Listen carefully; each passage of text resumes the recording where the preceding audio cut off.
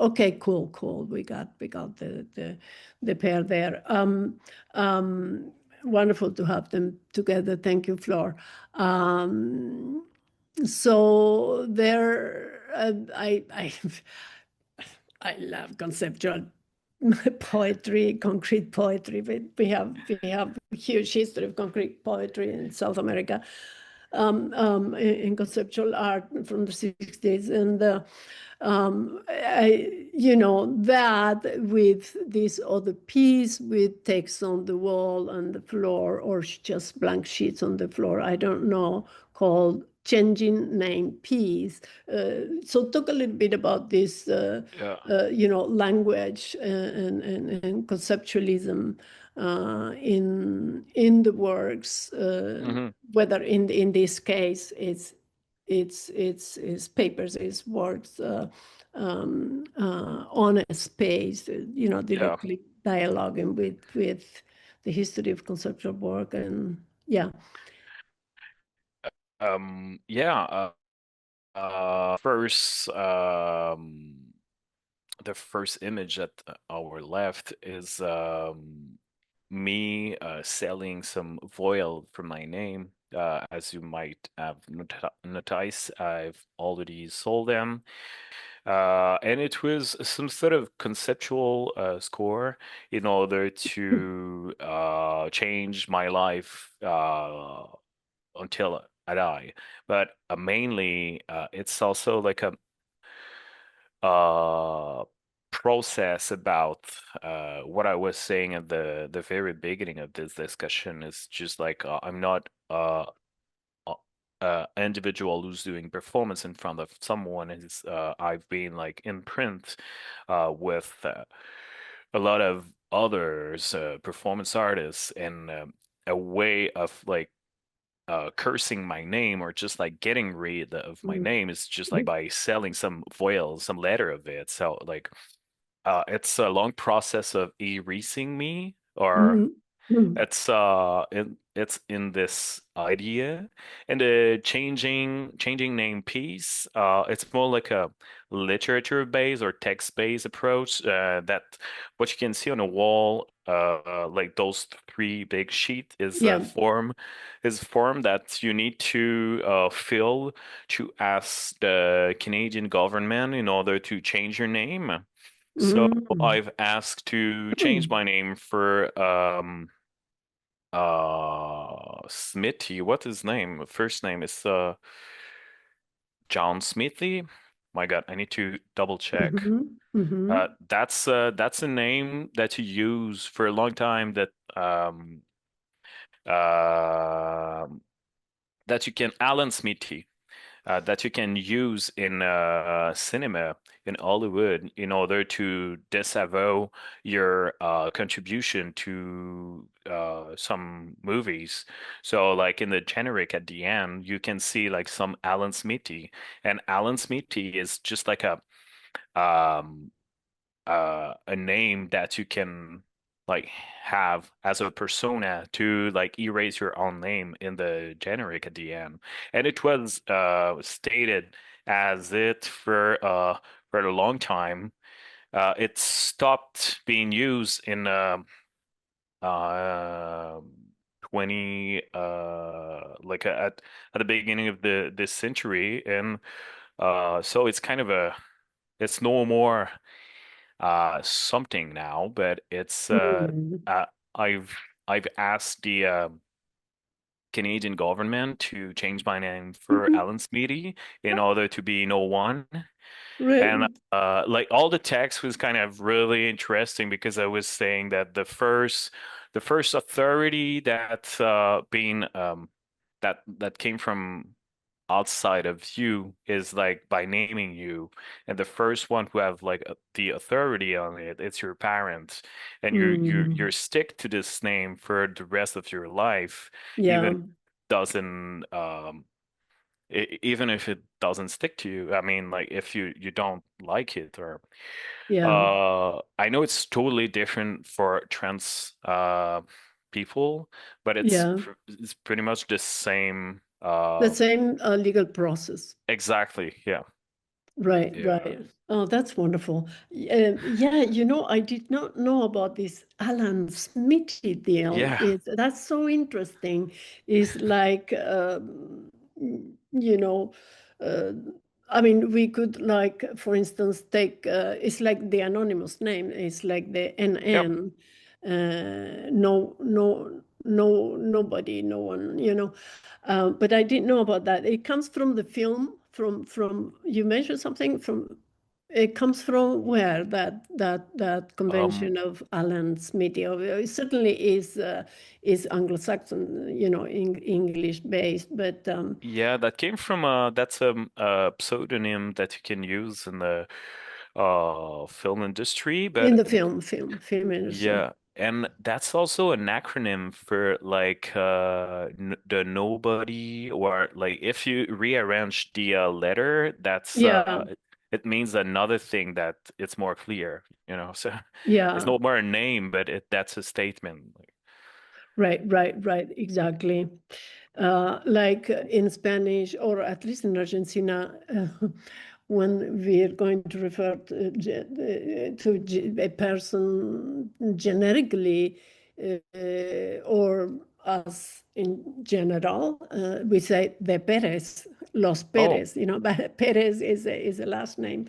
Um, Los Perez. Interesting because Perez in Spanish we see it. I mean, it's a name. It's a Jewish name actually. hmm,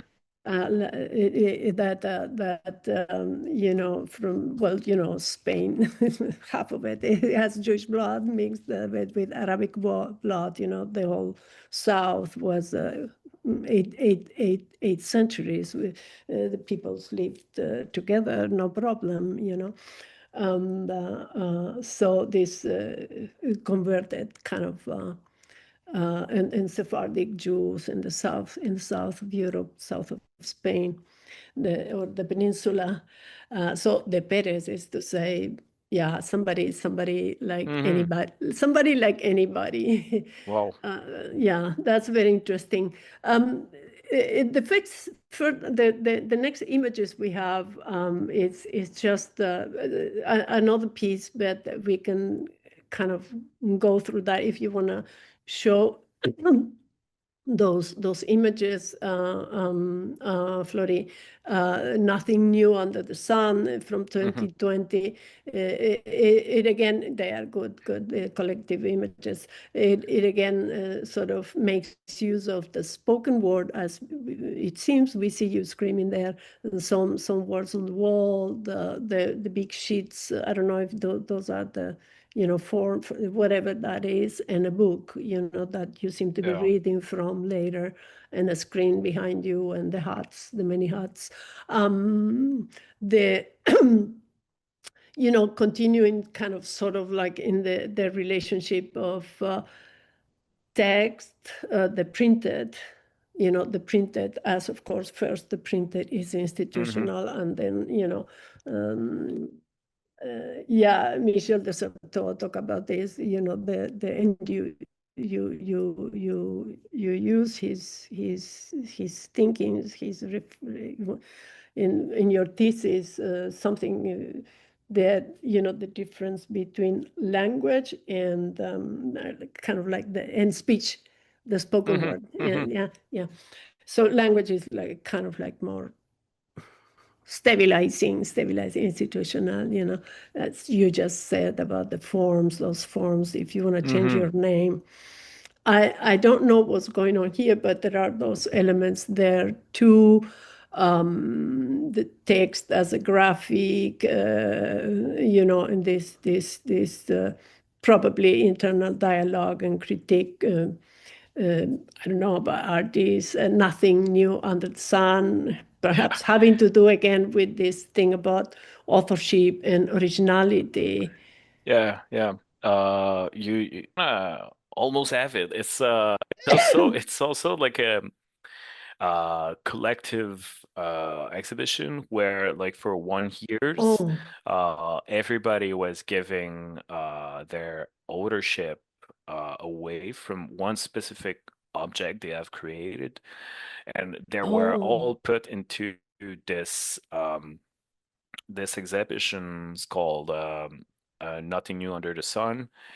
okay. And there was during the anniversaire de l'art, so the art anniversary was created by Robert Filloux.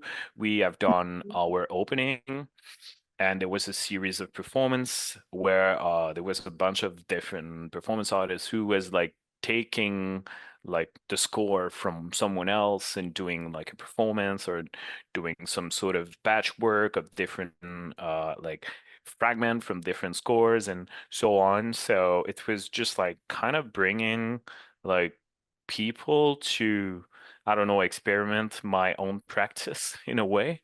Right.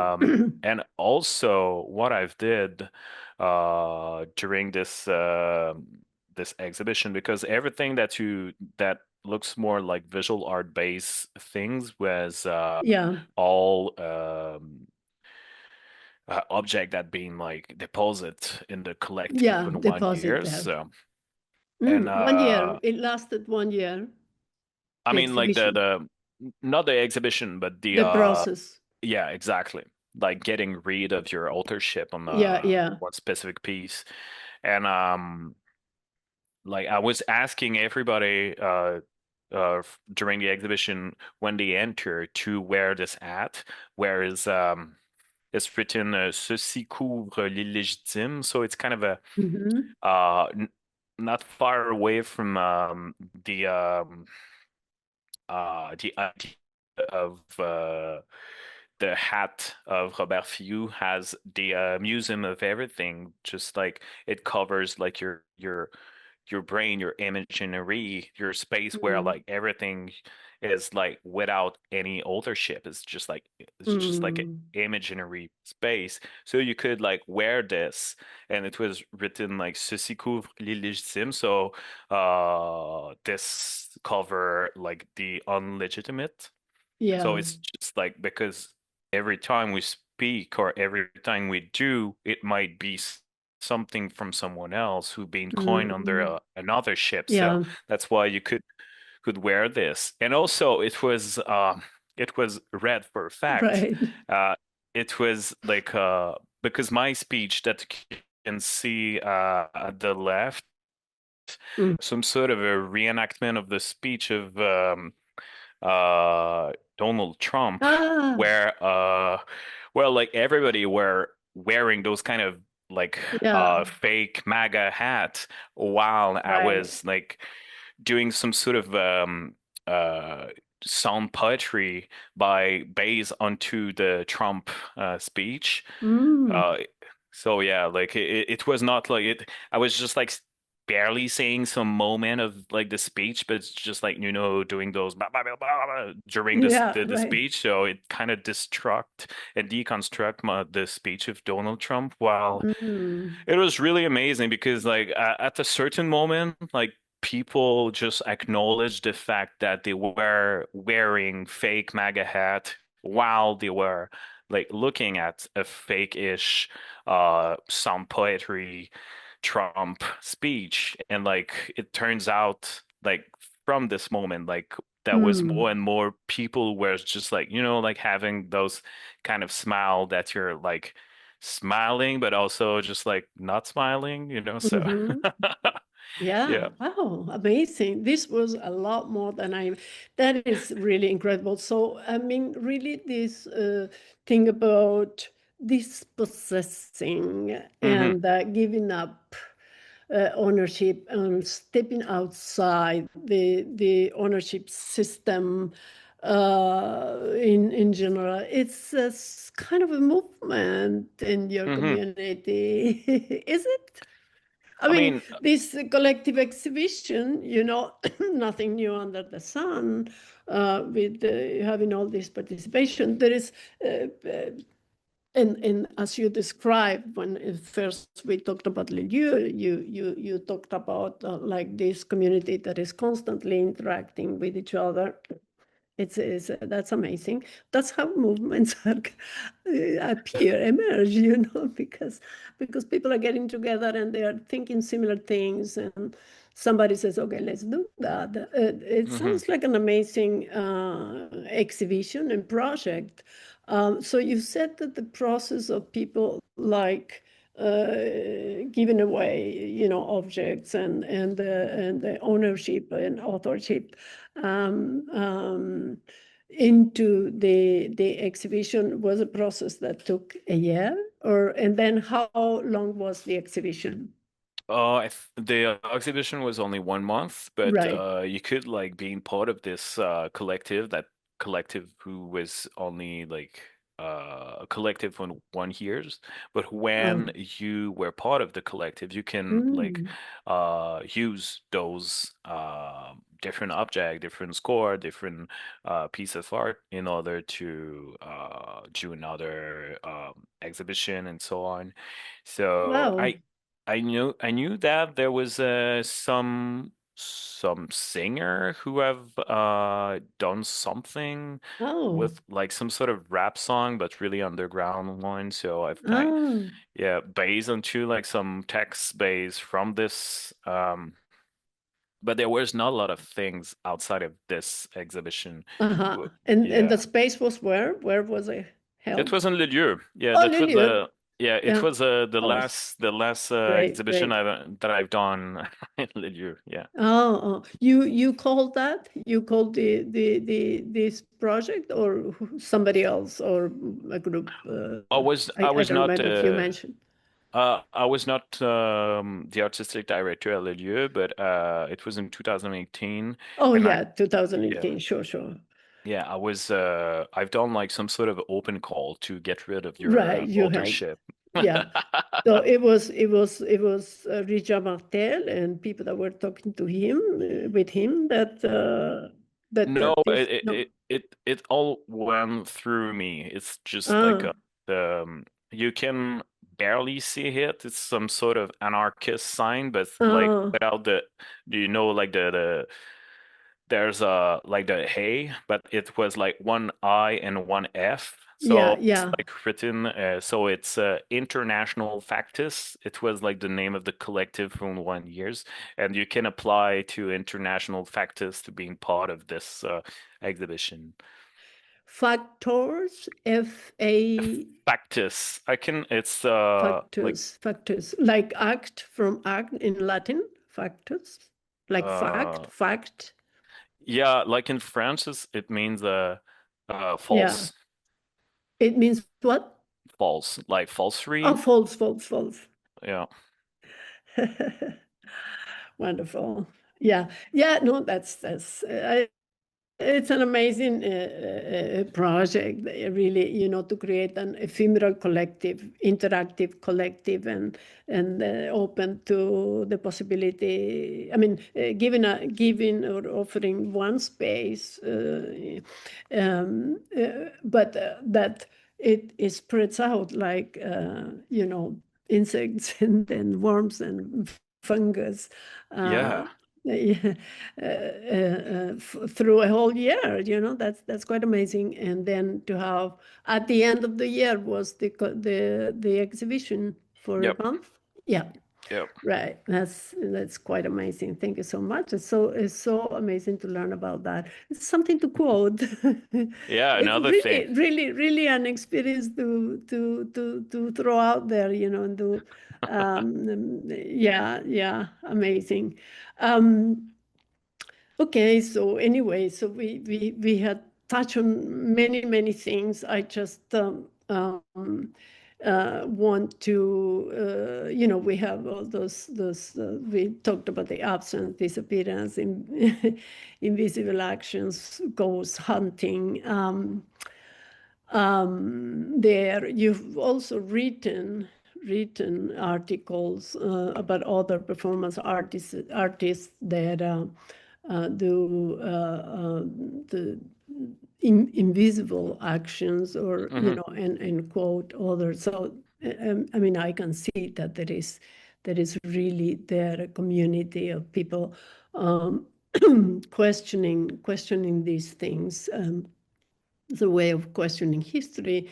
I think, in fact, in your paper that you wrote about Steve Jack, what was his name? What is his name? Gesell. Chelsea, yeah.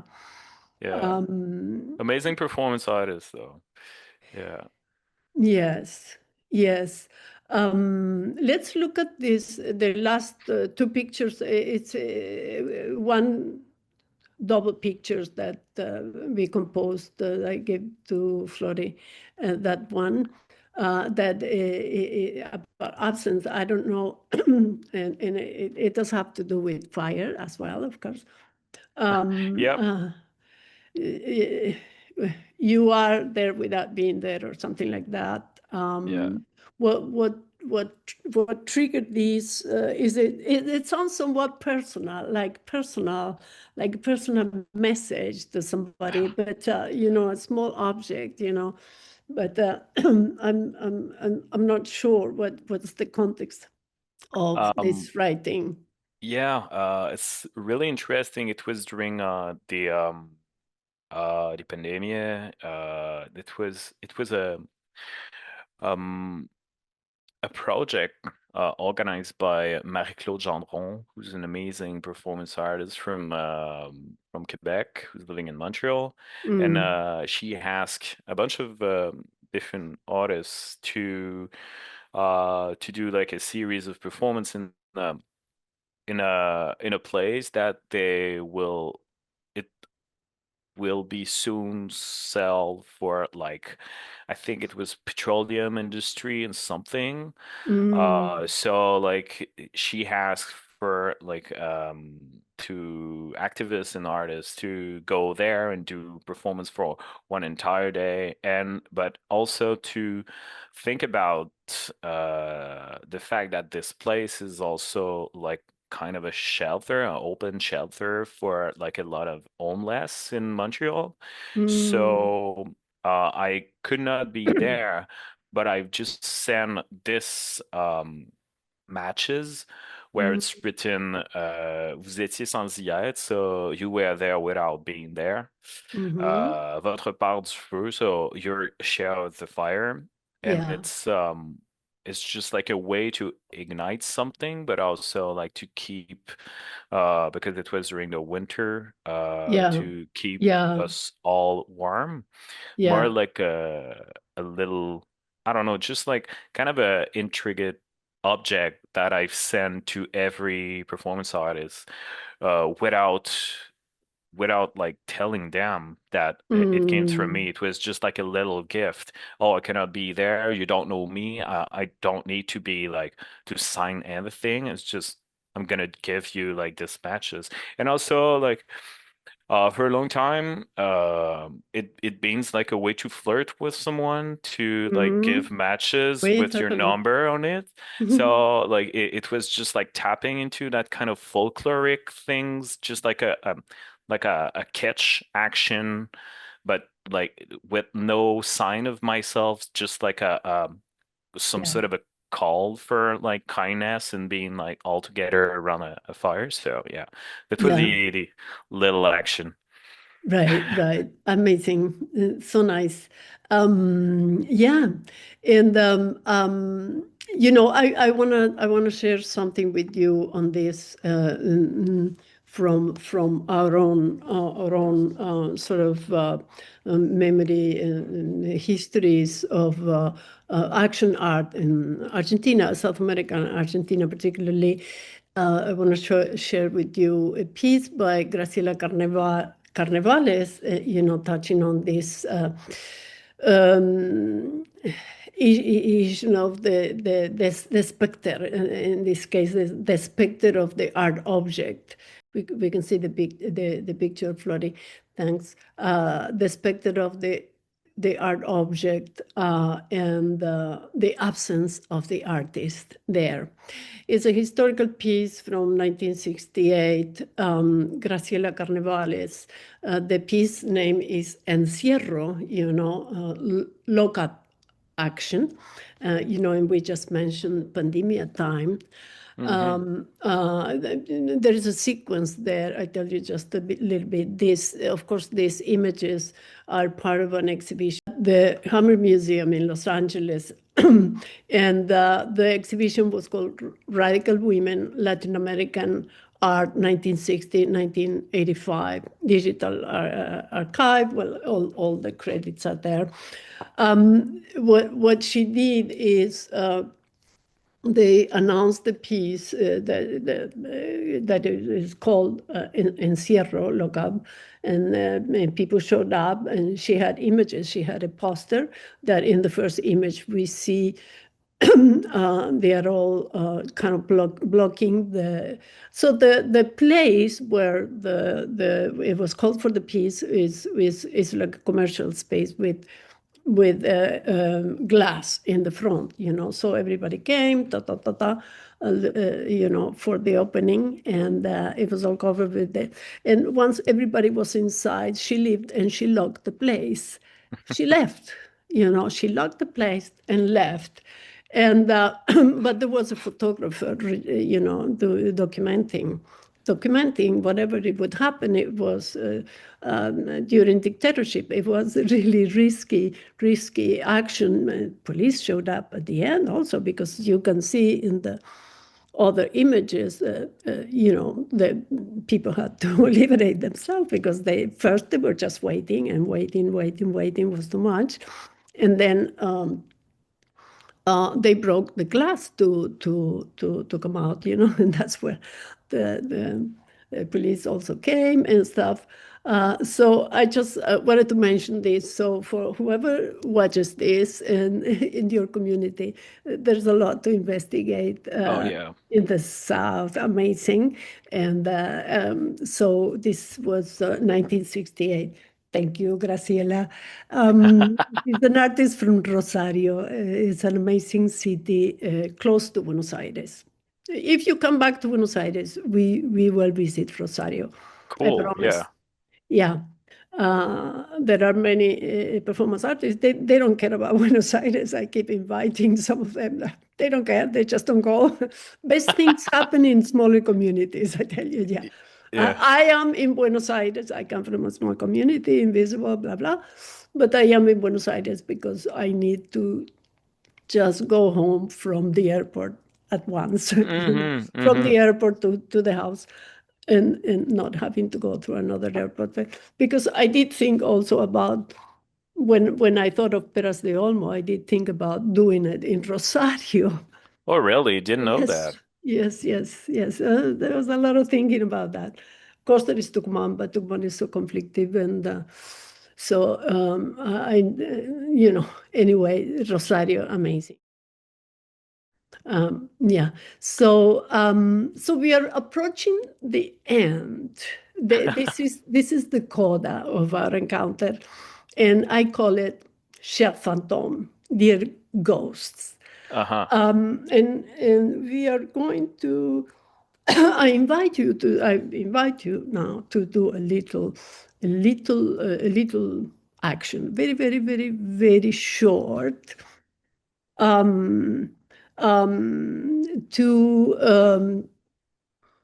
homage to one of your ghosts right there, because he died in Quebec while after a performance, and we can look at the book and just move it slowly, and that publication is dedicated to in memoriam of Dick Higgins.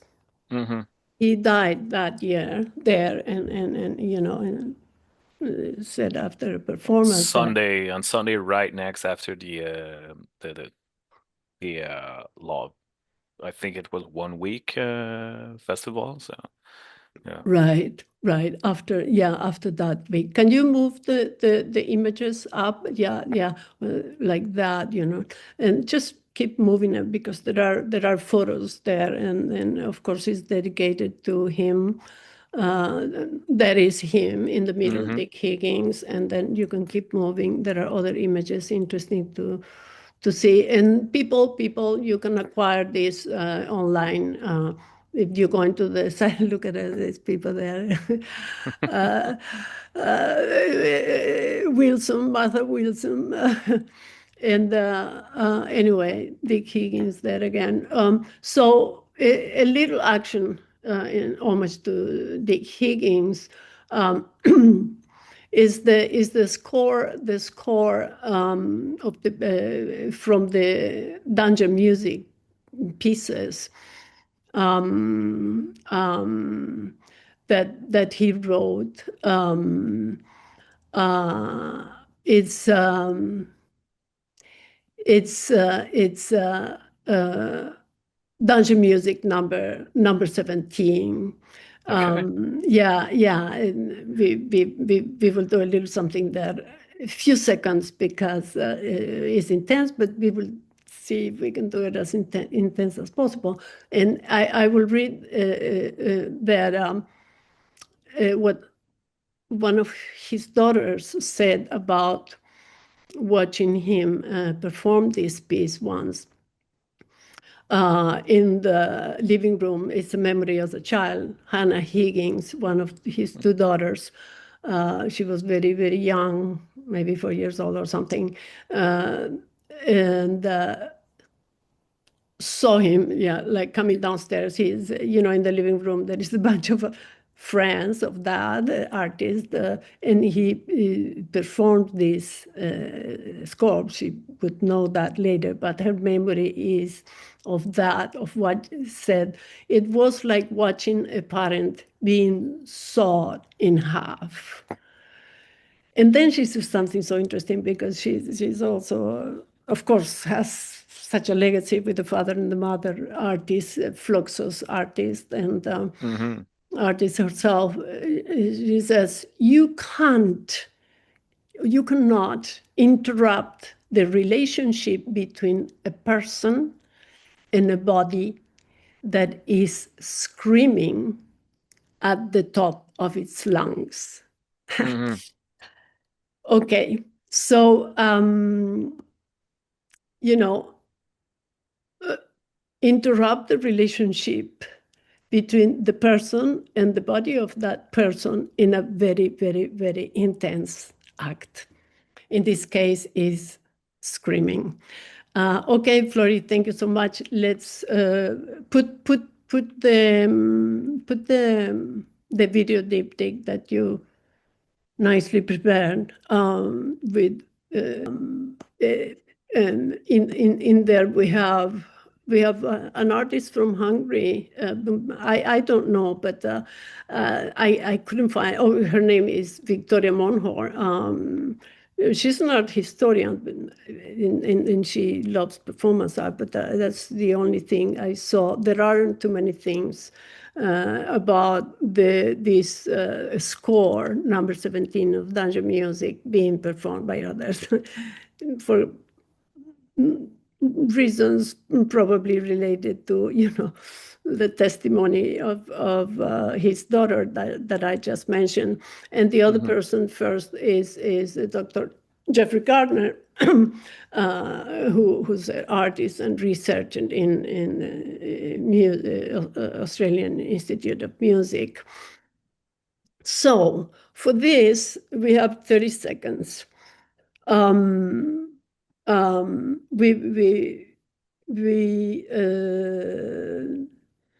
we can choose to do the same action, for 20 seconds or the 30 seconds with our voices, with this part of the Mm-hmm. body, Mm-hmm. or as if we do it, in the sense there is going to be sound coming from the video, at least for 20 seconds. The video lasts 30 seconds. So we can get ready. Yeah. Okay, so okay, we can do both, or like the same Yes. action as in the video. So Yeah. okay. Yeah, you big. So Okay. let's see.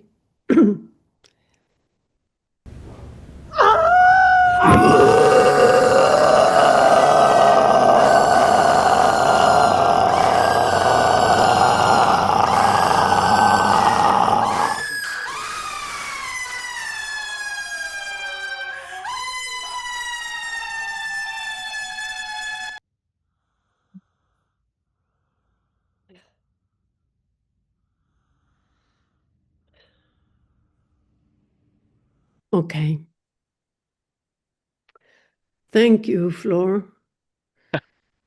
Uh, yeah.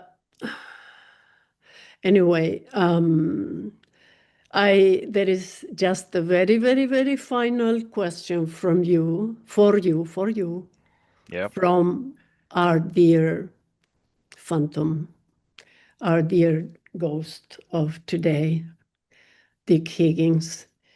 Can you share that image, Flory? Yeah, that's the score he wrote. Dungeon Music number 17. Scream, scream, scream, scream, scream, scream. 1962. And our last image is a question.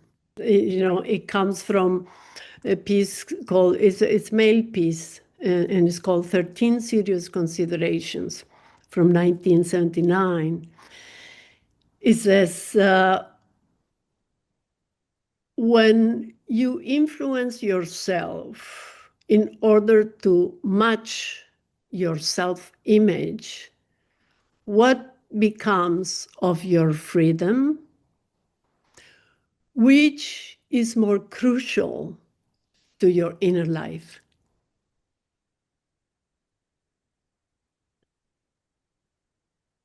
Can you repeat? That's a big one, huh? It is, it is, I repeat, when you influence yourself in order to match your self-image, what becomes of your freedom?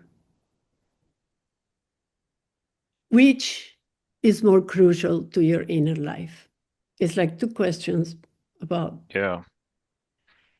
but you can Sorry, think of that's a the first yeah. one maybe, and So you can answer it, whatever. yeah. Fiction, whatever, whichever, whatever comes to mind. Yeah, whatever. When you influence yourself in order to match your self-image, what become what becomes of your freedom?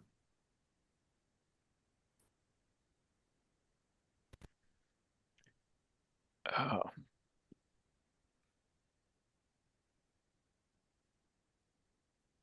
Thank you, Flor. what become to your freedom? I don't know. Self-image is so for me construct and like interconnected to society and it's just like I feel like I would just become what everyone who's thinking about me. It's just like I would be like the envision of like others' image of myself. Yeah, that's what I would say. So what become of your freedom is just like I just being like a subject of the freedom of like others that they can give me. Mm. Yeah, yeah. In a way, the relationship to our own scores Hmm. in life and art as an important part of our lives. I mean, it's a question that it can apply to any sort of activity, of course, because education wants to shape us, wants to shape Mm-hmm. everybody, Mm-hmm. that's the shaping the collective, shaping the individual, subjectivation, and then of course creativity is dangerous. Mm-hmm. Mm-hmm. And because creativity starts from a point of questioning, and going beyond, going into the not known. So, okay, so this is very, very nice. Thank you, Dick Higgins, Thanks. and thank you, Stephen. Is there something you fear? What do you fear? Where do you identify fear in relation to what? Here. Fear. Mm. It's kind of um maybe of losing myself. Just like, yeah. I've experimented this quite often, but it's started to fear me more and more nowadays. Like not recognize myself. Hmm. Hmm. Wow. Okay. Thank you, Steve. Hey, thank you. My I God. I hope to S- see you soon. Yeah, yeah, let's make it. We're gonna have like a discussion after the like email exchange, but keep in touch. Yeah. We keep in touch. Thanks a lot. Thanks a lot, Graciela. Thanks a lot, Florencia. Florencia. Yeah, Yes. Wonderful. Merci thanks. beaucoup. Yeah. And now coffee time. Coffee time. Yes, yes, yes. Thank Cool. you. Okay. Thanks. Take care. Bye bye. Bye. Au revoir.